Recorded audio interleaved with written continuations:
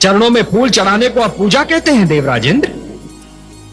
हाथ जोड़कर शीश नवाने को आप पूजा मानते हैं? नहीं देवेंद्र, यह पूजा नहीं है। पूजा तो दिखावा ना करने का दूसरा नाम है। अच्छे विचार हैं पूजा, अच्छे कर्म है पूजा। दूसरों की सेवा और परोपकार का दूसरा नाम है पूजा। केवल अपने लिए नहीं, अपने चहु ओर बसे हुए संसार के लिए जीना, यह है पूजा। किसी और की पीड़ा में तड़प उठना है पूजा, कि आप पूजा, पूज्य और पुजारी के अर्थ को ही भुला बैठे। और इसीलिए है देवराजेंद्र, जिस प्रकार अपने मार्ग में चट्टान को खड़ा पाकर नदी की धारा अपनी दिशा को बदल लेती है, उसी प्रकार आपके इस अहंकार को देखकर मैं भी आपसे अपना मुख मोड़ रहा हूं। अरे महादेवी, जो क्रांति करके समस्त संसार को बदलना चाहता है, उसे सबसे पहले स्वयं को बदलना पड़ता है। फूलों की सेज को छोड़कर एक क्रांतिकारी को पथरीली खुरदरी भूमि को अपनी शैया बनाना पड़ता है। राजभवन का सुखद जीवन भूलकर कांटों की राह पर चलना पड़ता है। क्रांति की पहली मांग है त्याग, और त्याग की पहली मांग है सहनशीलता। जिस प्रकार कुंदन बनने के लिए सोने को पहले अग्नि में तपना पड़ता है, उसी प्रकार किसी भी व्यक्ति को अपनी भीतर की क्षमताओं को जानने के लिए परीक्षा की अग्नि में तपना पड़ता है। महादेवी, जिस प्रकार एक कृषक लहराते हुए खेत को देखकर प्रसन्न तो हो जाता है, परंतु उसके मन में एक आशंका रहती है कि क्या अगले वर्ष भी खेती यूं ही लहराएगी या सूखी रह जाएगी। मेरे मन में भी यही आशंका है महादेवी, कि प्रहलाद की बनाई हुई परंपरा उसकी अगली पीढ़ियों तक बनी रहेगी या नहीं। हाँ, मेरा पौत्र विरोचन अब युवा होने वाला है। देखते हैं वो अपने पिता से कौन से गुण प्राप्त करता है। प्रहलाद की एक परीक्षा यह भी होगी कि जिन आसुरी प्रवृत्तियों को उसने बदल दिया, क्या वो उन्हें दोबारा उभरने से रोक पाता है। और क्या किया दुष्ट विरोचन ने?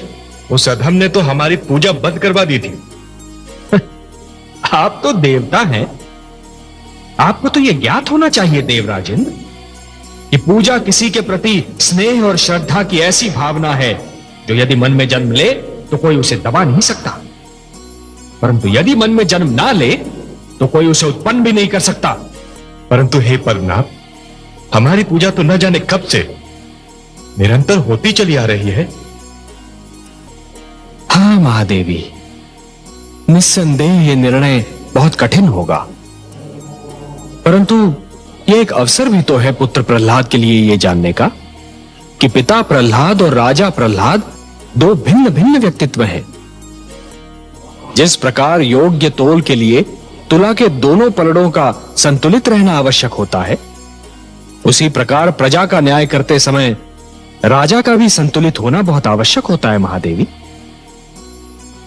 सिंहासन पर बैठने के उपरांत एक राजा को यह जान लेना चाहिए महादेवी, कि अपने परिवार और अपनी प्रजा के साथ उसका संबंध एक समान है।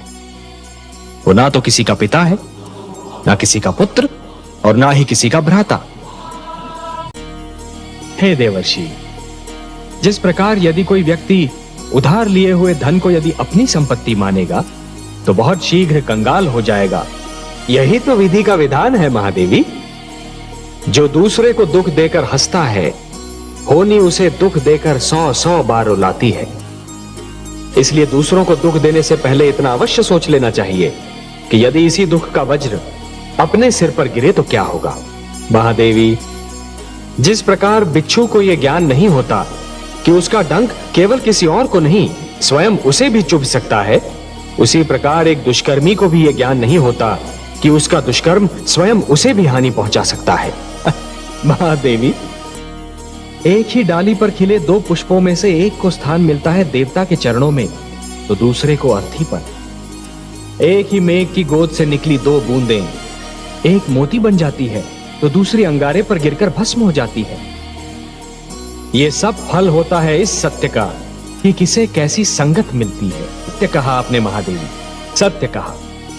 और इसीलिए माता पिता को सबसे अधिक ध्यान बाल्यावस्था में संतान के चरित्र निर्माण पर ही देना चाहिए। जिस प्रकार जब जल माटी को गीला कर देता है तो माटी में से सुंदर अंकुर फूटते हैं, उसी प्रकार जब भक्ति मन को उदार बना देती है तो मन में सुंदर विचारों का जन्म होता है।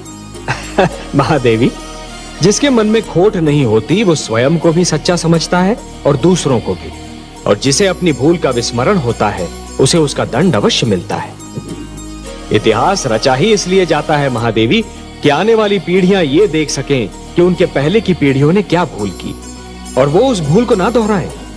यदि दोहराती हैं तो दंड पाती हैं, दुख झेलती हैं। जानता हूं महादेवी, क्षति पहुंचाने वाले को दंड देना तो बहुत सरल है, पर उसे क्षमा करना बहुत कठिन।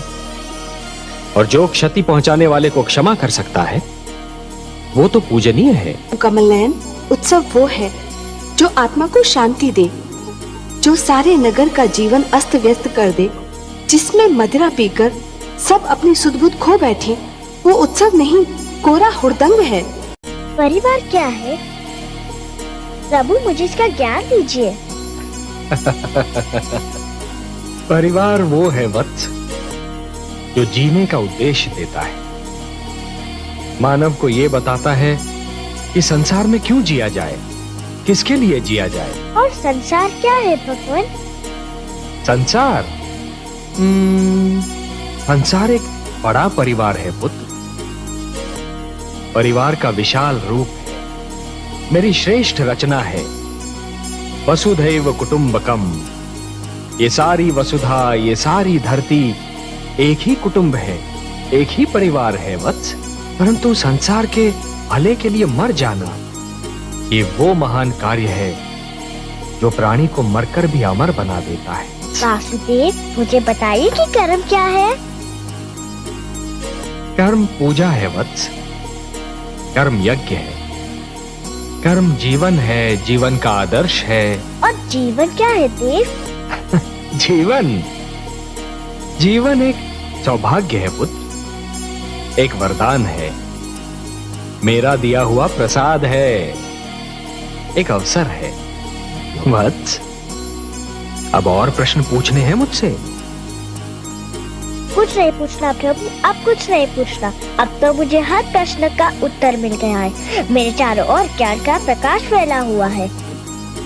मैं वहाँ हूँ जहाँ केवल मैं हूँ और आप है।